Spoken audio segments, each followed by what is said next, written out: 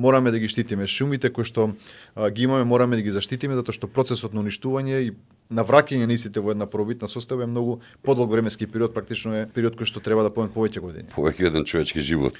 Нели би рекол, знам до каде ви се нели информациите, ингеренциите околу истрагата што се води токму во Берово, но се појави една сума од која што вели дека штетата е над 6,5 милијарди денари.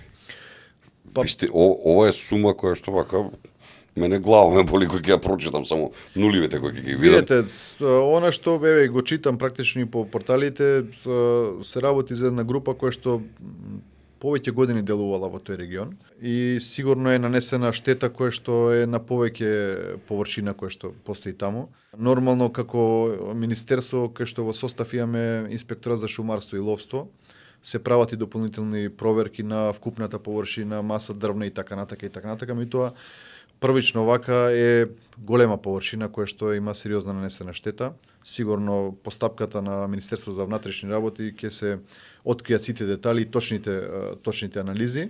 Меѓутоа она што јас сакам да го пренесам до сите гледачи вака едно јавно ветување дека ќе продолжиме сериозно да работиме од делот на превенцијата на овој дел на заштита на шумите од нелегална сеча.